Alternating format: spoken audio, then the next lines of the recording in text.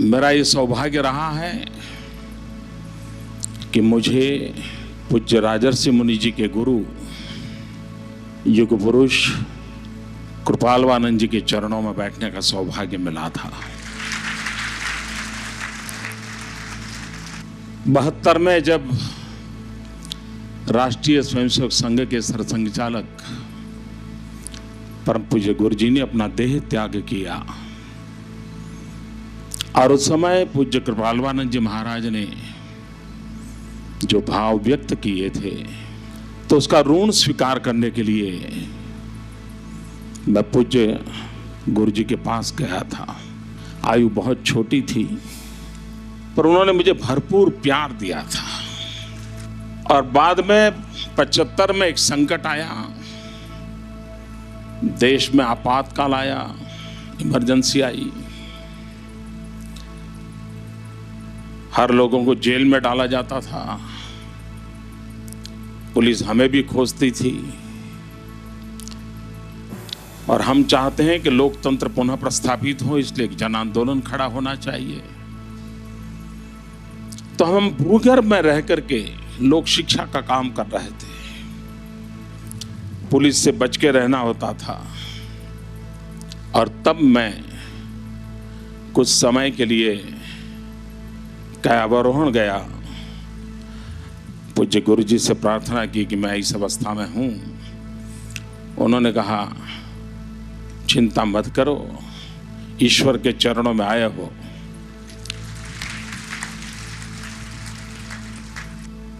उस समय मैंने राजर्षि मुनि जी के संबंध में सुना था,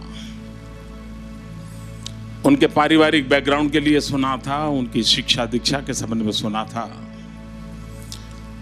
तो पूज्य राजर्षि मुनि के लिए मेरे मन में एक आकर्षण था, तो मैं चाहता था उनसे मिलूं, लेकिन वो मुझे नसीब हुआ शायद 79 में। मैं मलाव गया, तो वे एकांत में उस समय रहते थे। मैंने व्यवस्थापकों से प्रार्थना, मेरी कोई पहचान तो थी नहीं, ऐसे ही झोला लेके आ गया था। लेकिन बाद में एकांतवास होने के बावजूद भी मुझे अनुमति मिली, और ये मेरा सौभाग्य है कि जिसके चरणों में बैठने के लिए मैं लालायित था, आज उनके बगल में बैठने का सौभाग्य मिला। पूज्य राजर्षि मुनि जी के इनिशिएटिव से, प्रयासों से एक बहुत बड़ा नजराना सिर्फ गुजरात को नहीं, सिर्फ हिंदुस्तान को नहीं, पूरी मानव जात को मिल रहा है। और कहने को तो कानूनी व्यवस्था में ये योग यूनिवर्सिटी है, लेकिन मैं महसूस करता हूं ये सिर्फ योग यूनिवर्सिटी नहीं है, यह युग यूनिवर्सिटी है, जहां से नए युग का गर्भाधान होगा, जहां से नए युग का जन्म होगा, और जहां से एक ऐसा युग जो मनुष्य के सर्वांगीण विकास से जुड़ा हुआ होगा।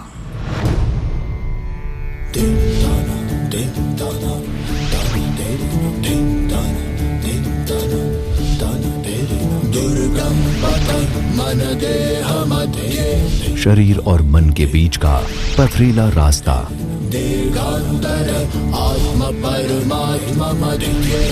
आत्मा और परमात्मा के बीच का लंबा फासला,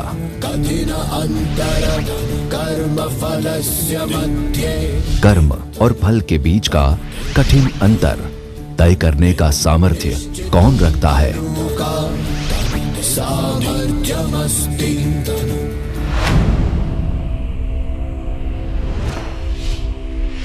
योग सर्वजन हिताय सर्वजन सुखाय।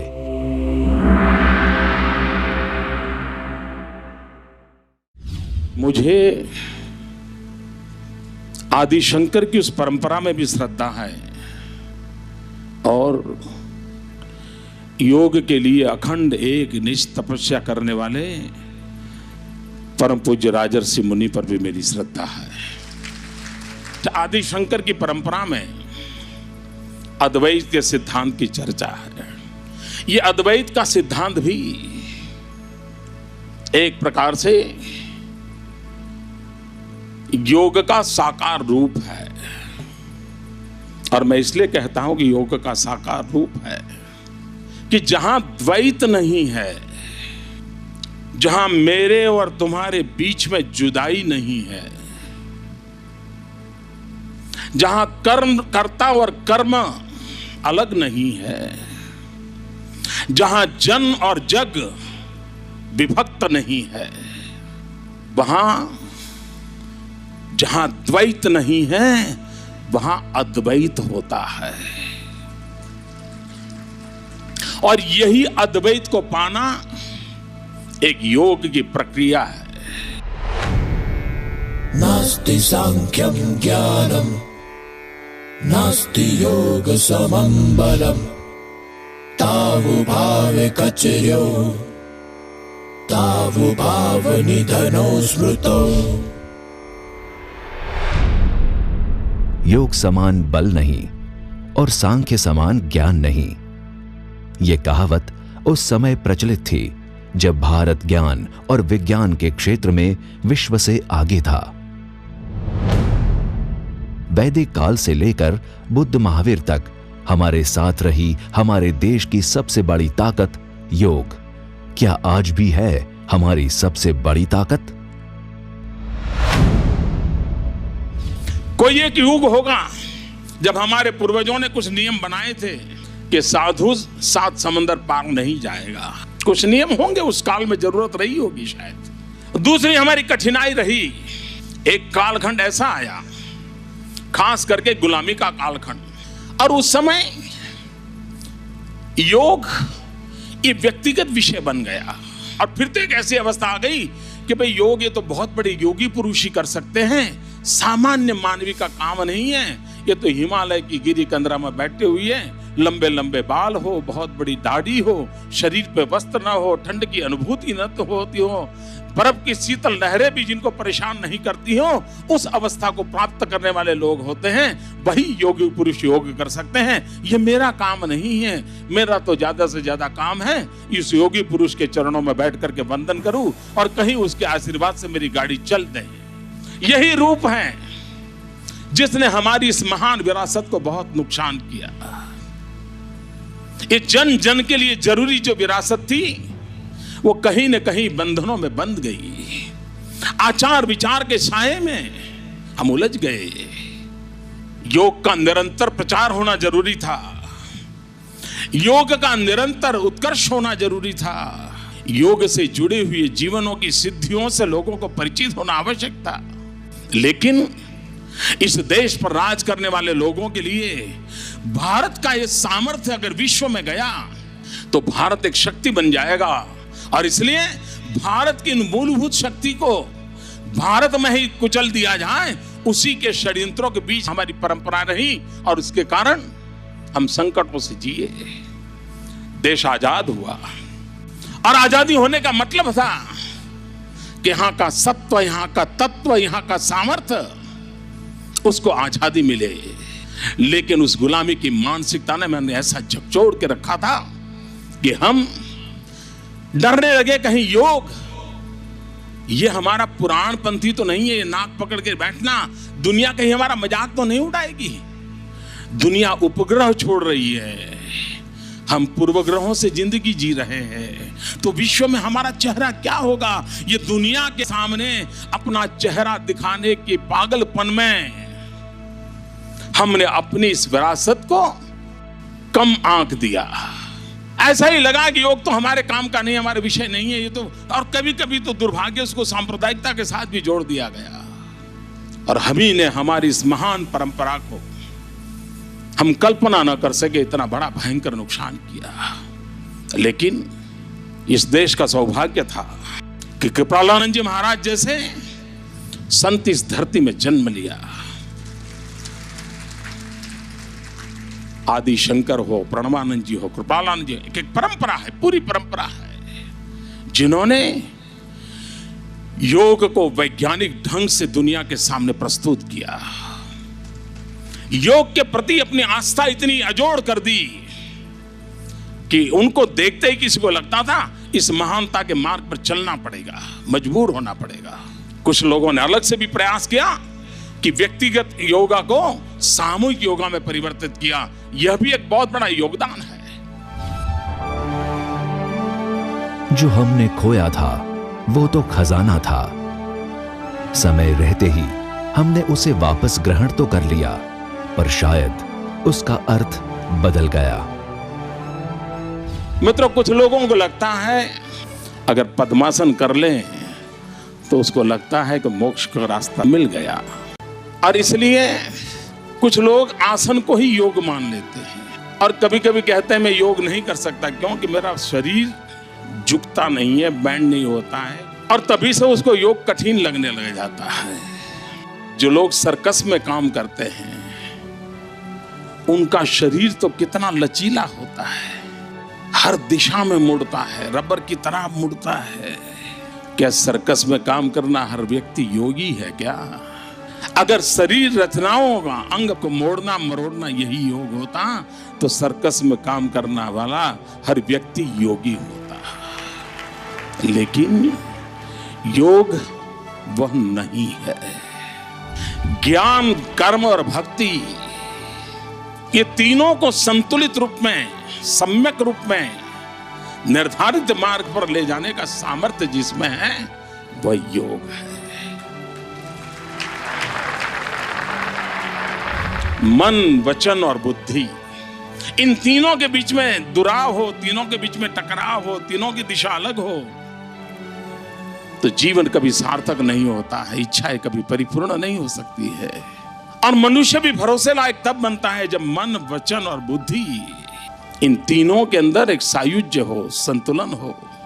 योग उस अवस्था को प्राप्त करने का अवसर देता है। शरीर की सरहदों से निकलकर मन के दरवाजे तक पहुंचकर जो अंधेरे में ज्योत जलाए वही तो होता है योग दर्शन। कुछ लोगों को लगता है योग यह रोग मुक्ति का मार्ग है।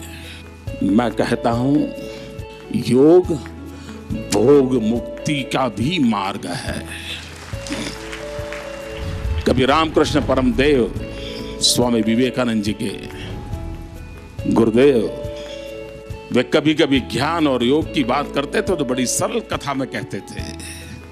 वो कहा करते थे अगर कोई महिला बहुत ही उत्तम प्रकार का खाना पकाती है मतलब वो ध्यान है।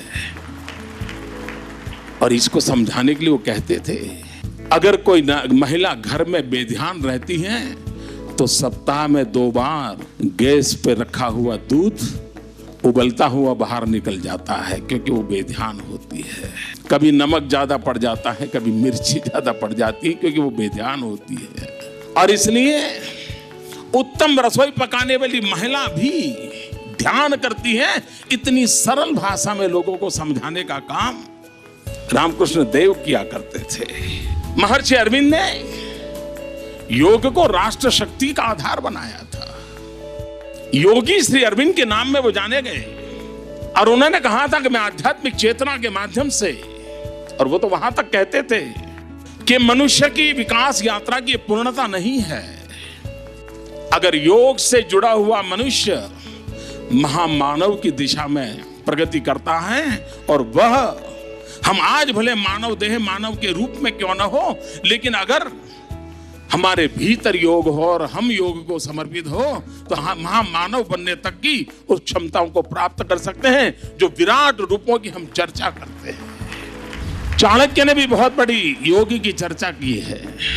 चाणक्य ने कहा इंद्रियाणाम प्रशम शास्त्रम, इंद्रियों को शांत रखने की शक्ति शास्त्र होती है, मतलब योग होता है जो इंद्रियों को शांत रखता है। चाणक्य ने कहा था यथा शरीरम तथा ज्ञानम यथा बुद्धि तथा विभव।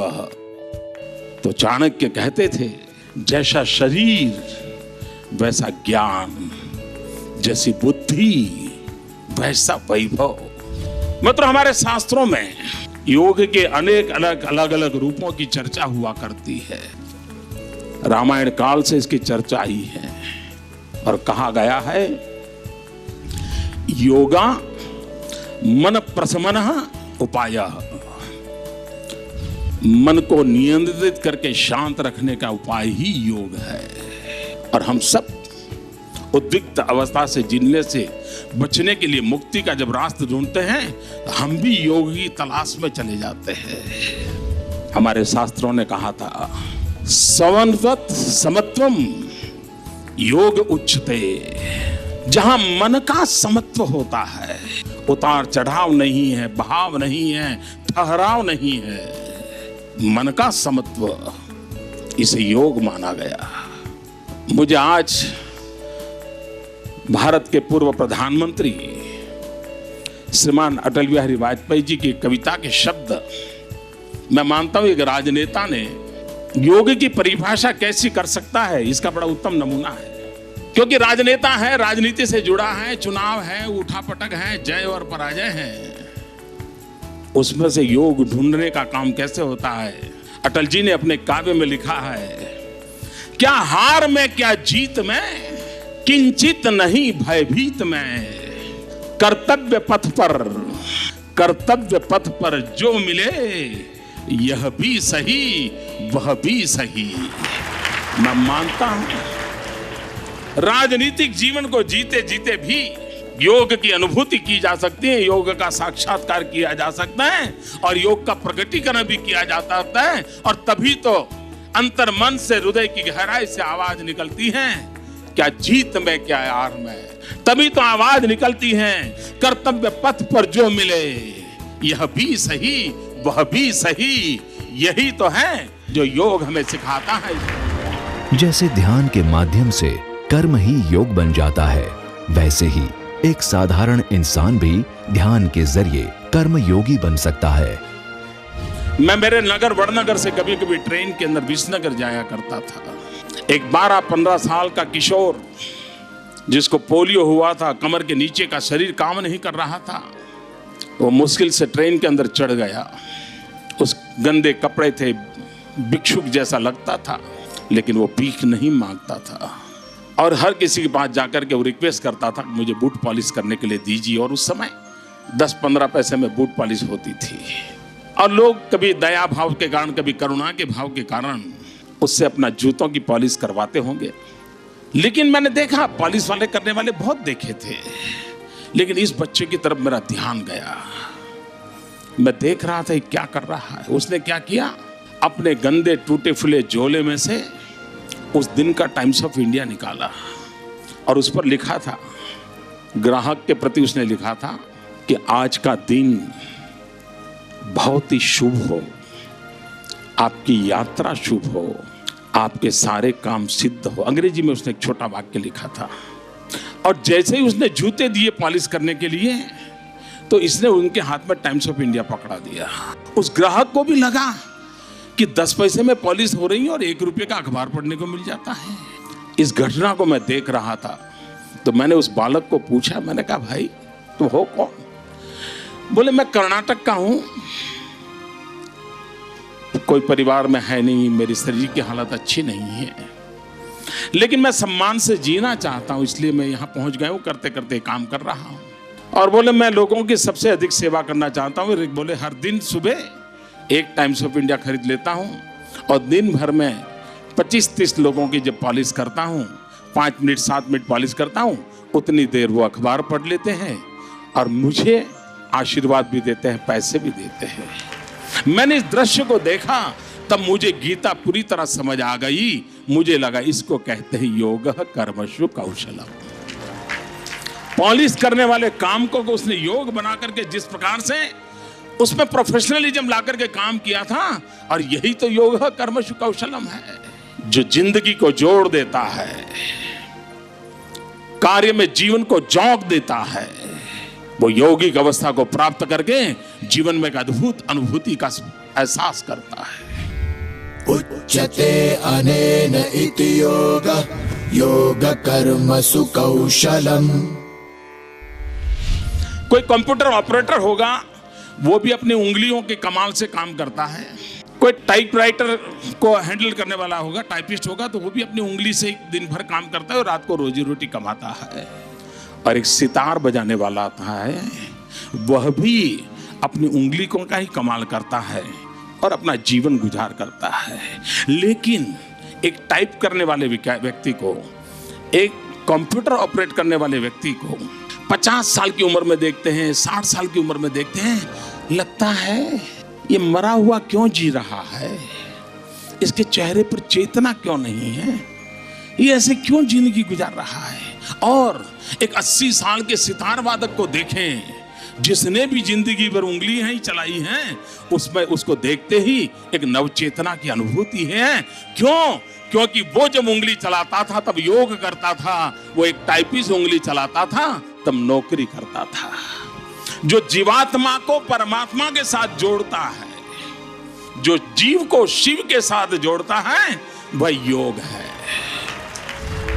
पर क्या आज के युग में भी संभव है योग की इन्हीं ऊंचाइयों को पाना? हम एक भोगवादी जीवन की ओर चल पड़े हैं। हम स्व सुख को श्रेष्ठ मानने लगे हैं, तो हमारा योग नया रूप धारण कर लिया है। तो हमारा योग क्या है? प्रयोग, उपयोग, किसी का भी उपयोग कर लो। तो हमने व्यक्तिगत आशा आकांक्षाओं की पूर्ति के लिए उपयोग को प्राथमिकता दी है, योग से हम विमुख हो गए हैं।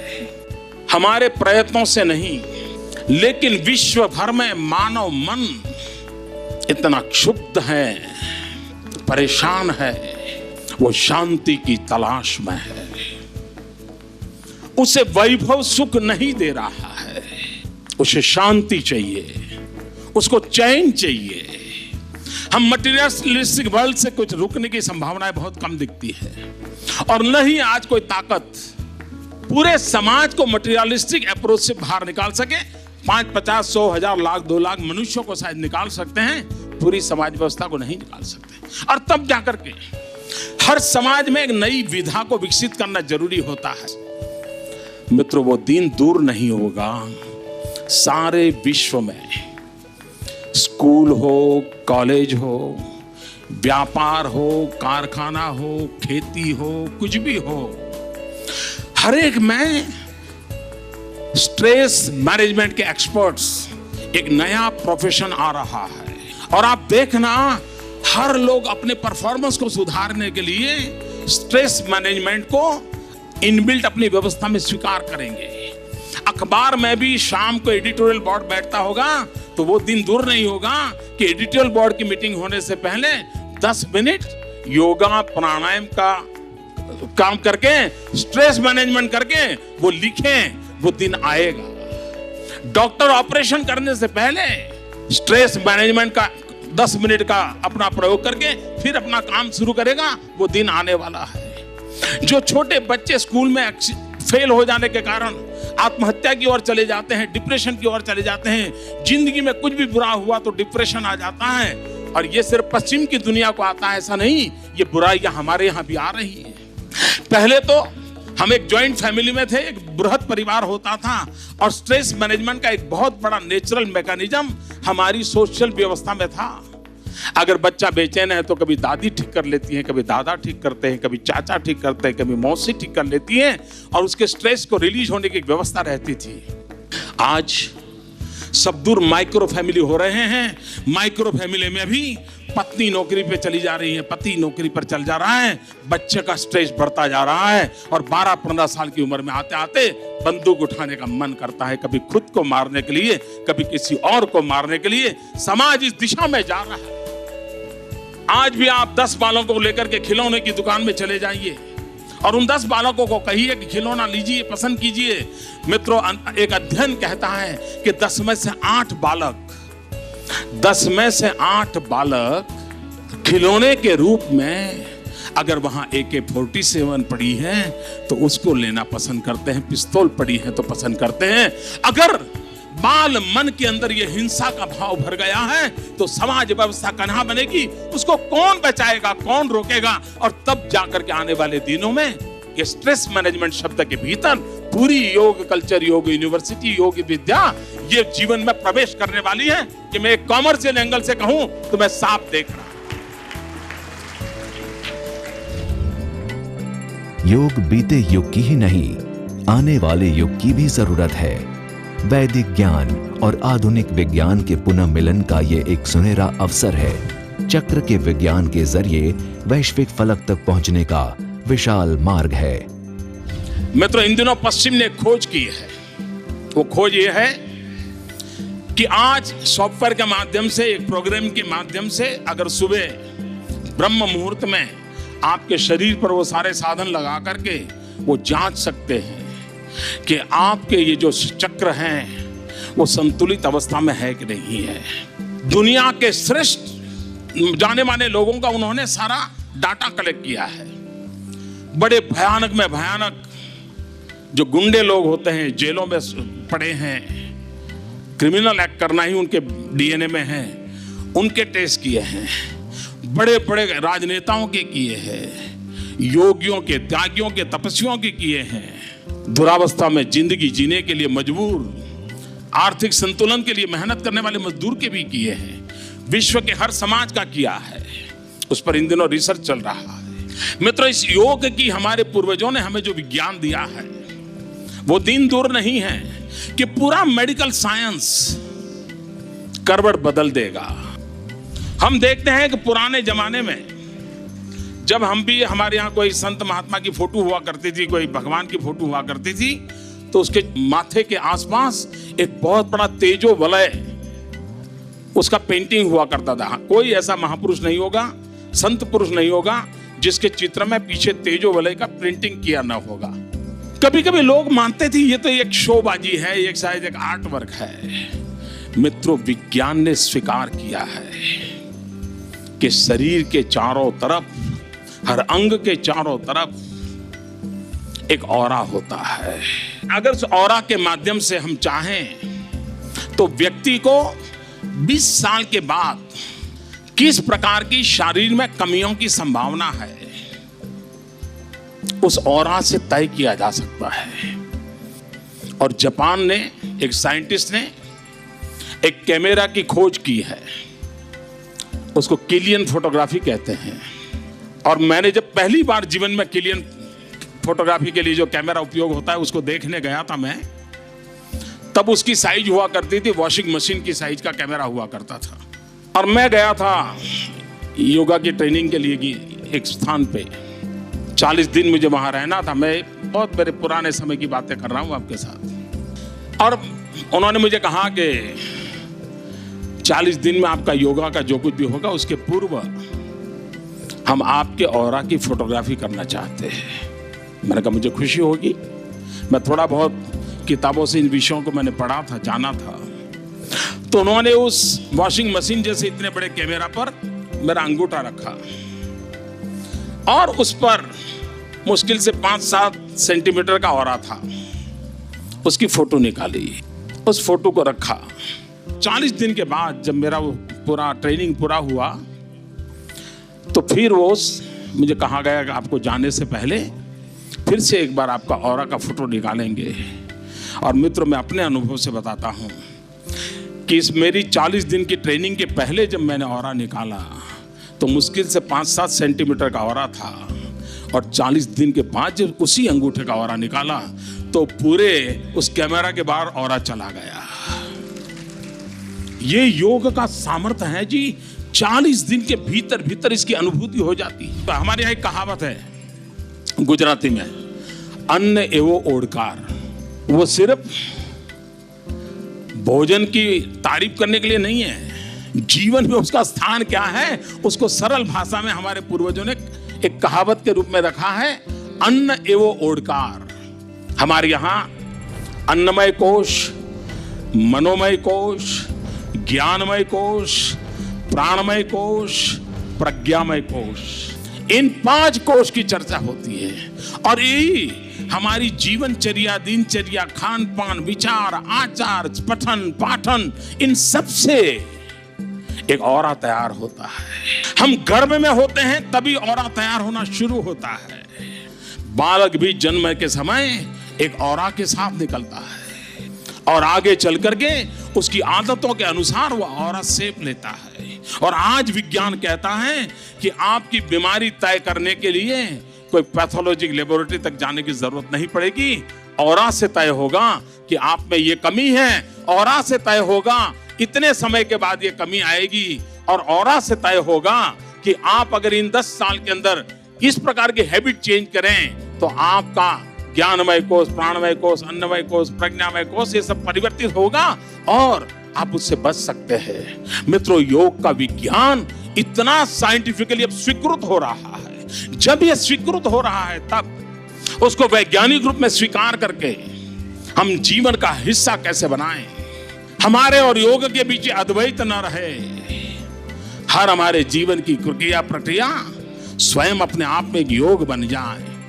तो एक तो इस पहलू मेडिकल साइंस का एक नया पहलू खुलने वाला है, वो विज्ञान के स्वीकार कर लिया है। आज फिर एक बार दुनिया भर के लिए अपना योग द्वार खोल रहा है हिंदुस्तान। वैदिक काल की तरह फिर से भारत के द्वार से शुरू हो रही है योग क्रांति। एक आईटी, इंफॉर्मेशन टेक्नोलॉजी, हमारे 20 साल 22 साल के नौजवान इंफॉर्मेशन टेक्नोलॉजी के माध्यम से, कंप्यूटर विज्ञान के माध्यम से पिछले 2 दशक में दुनिया में छा गए। ये 20-22 साल के नौजवानों का पुरुषार्थ है, जिसके कारण पूरे विश्व में आज हिंदुस्तान, जो सांप सपेरों का देश माना जाता था, वो आज इंफॉर्मेशन टेक्नोलॉजी के युग का देश माना जाने लगा है। तो हमारी शक्ति को स्वीकार किया है। मैं मानता हूं पूरे विश्व में पहुंचने के लिए, पूरे विश्व को अपना बनाने के लिए, पूरे विश्व का भला करने के लिए, वसुधैव कुटुंबकम को सच्चरितार्थ करने के लिए अगर आज सरल में सरल कोई रास्ता है तो वह योग है। आप मित्रों, मैं कहता हूं, आप में से कोई ऑस्ट्रेलिया गए हो तो आप देखना, ऑस्ट्रेलिया में जाना, आप 20 ऑस्ट्रेलियन नागरिकों से बात करना। मैं यहां बैठ करके दावे से कहता हूं 20 में से कम 14 लोग ऐसे होंगे ऑस्ट्रेलियन सिटीजन जो आपको मिलते ही, आप हिंदुस्तान से आए हो कहते ही, आपसे सीधा सवाल योग के संबंध में पूछेंगे। काश अच्छा होता कि हमारी फॉरेन पॉलिसी में विश्व में पहुंचने के लिए योग को भी एक रास्ता बना लिया होता तो दुनिया को हिंदुस्तान से जोड़ने का एक बहुत बड़ा अवसर होता। हमारी एम्बेसी को ऑथेंटिक योग जानने वाले लोग इस देश में कौन हैं, उसके लिए ध्यान देने की आवश्यकता होगी। वरना डॉलर और पाउंड का योग करने के लिए निकले हुए कोई लोग कहीं ऐसा तो न कर दें कि नाक पकड़ने को भी योगा बना दें और सिर्फ किसी को कह दे कि तुम्हारा भला हो गया, और नहीं हुआ तो अविश्वास पैदा हो। हमें दुनिया को, हमें योग नहीं आता है तो हम अटक जाएं, लेकिन लोगों को गलत रास्ते पर ले जाने का हमें अधिकार नहीं है। योग के सच्चे रूप को, योग के सामर्थ्य को और एक एक व्यक्ति को आत्मसात करना है, और इसलिए हमारे लिए बहुत बड़ी आवश्यकता है कि हिंदुस्तान में योग के उत्तम टीचर तैयार हो। और जैसे योग टूरिज्म की संभावना की चर्चा हो रही है, वैसे ही पूरा विश्व योग एक्सपर्ट को इनवाइट करेगा और हिंदुस्तान से लाखों लोग रोज जाते होंगे। क्या मैं तो उस देश में जा रहा हूं, स्कूल में मुझे 3 महीने का योगा सिखाने का काम मिला है, लेकिन ये कब होगा? हमें अच्छे योग टीचर तैयार करने होंगे। सरकार के मन में योग यूनिवर्सिटी बनाने का जो सपना था, उसके पीछे एक वैश्विक सपना है, और आज मुझे खुशी है कि इसके जो सिद्ध पुरुष है,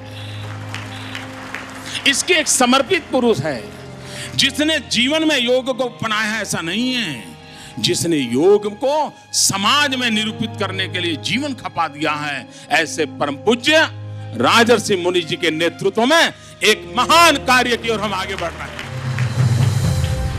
ભગવાન કૃષ્ણે પણ ભાગવતમાં કહ્યું છે કે યોગ સ્ત્રીઓ મયા પ્રોક્તા જ્ઞાન કર્મ ભક્તિશ્ચ.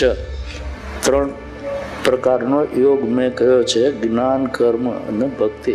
તો એ પણ સંપૂર્ણ યોગ છે. આપણું ઉપનિષદ કહે છે કે અયમ તુ પરમો ધર્મ યત યોગેન આત્મદર્શન. યોગ દ્વારા, યોગ સાધનાથી આત્માનું દર્શન કરવું એ પરમ ધર્મ છે. અહીંયા જે આપણે શીખવાના છીએ પછી એ સમજી લો, યોગ છે, યોગા નહીં. યોગ તો એમ કે છે કે આ શરીર, માણસનું શરીર દિવ્ય બની જાય. અને દિવ્ય એટલે શું? આપણું શ્વેતાશ્વતર ઉપનિષદમાં કહ્યું છે દિવ્ય શરીરની વ્યાખ્યા કે ન તસ્ય રોગો ન જરા ન મૃત્યુ પ્રાપ્તસ્ય યોગાગ્નિમય શરીર. જેને યોગના અગ્નિમાં તપાવેલું શરીર પ્રાપ્ત કરી લીધું એને રોગ ન હોય, એને વૃદ્ધાવસ્થા ન હોય અને એને મૃત્યુ ન હોય. નરેન્દ્રભાઈ સાથે મારે ઘણી વાત થઈ, એમને ઘણી દિલચસ્પી છે. એ સમજે છે કે આપણી આ યુનિવર્સિટી એક નમૂનેદાર બનાવી જગતમાં, કે જગત જાણે કે અહીંથી સાચી વિદ્યાનો પ્રચાર કરીએ છીએ. पूज्य मुनि जी के जीवन का यह पुरुषार्थ मित्रों 4, 5, 10 दशक तक एक ही काम के लिए येषः पंथः, इसी भाव से वन लाइफ वन विजन, उस रूप में ये जो साधना की है पूज्य मुनि जी ने, मैं उनके चरणों में साष्टांग वंदन करता हूं और ईश्वर से प्रार्थना करता हूं जिस महान कार्य को परमात्मा के आशीर्वाद निरंतर बने रहें और हम भारत का भला करने के लिए, देश का भला करने के लिए, दुनिया का भला करने के लिए, विश्व एक परिवार के भाव से कुछ करने में गुजरात भी काम आए, इस सपनों को लेकर आगे बढ़े, इसी अपेक्षा के साथ आप सबको मैं वंदन करता हूं, नमन करता हूं, पूज्य श्री मुनि जी के चरणों में प्रणाम करता हूं. बहुत बहुत धन्यवाद.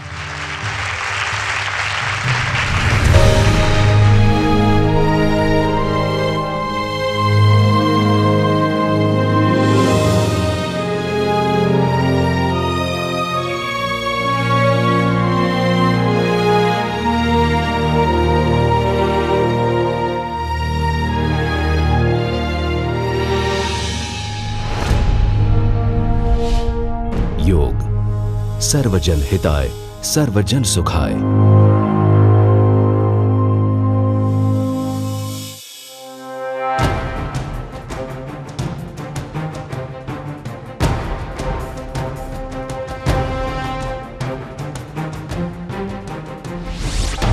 नरेंद्र मोदी से करना है संवाद?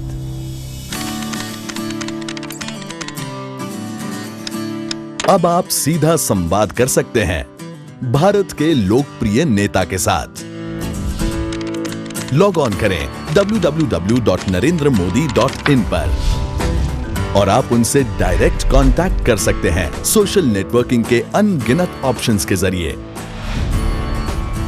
चाहे तो आप उन्हें ट्विटर पर फॉलो कर उनसे जीवंत संवाद कर सकते हैं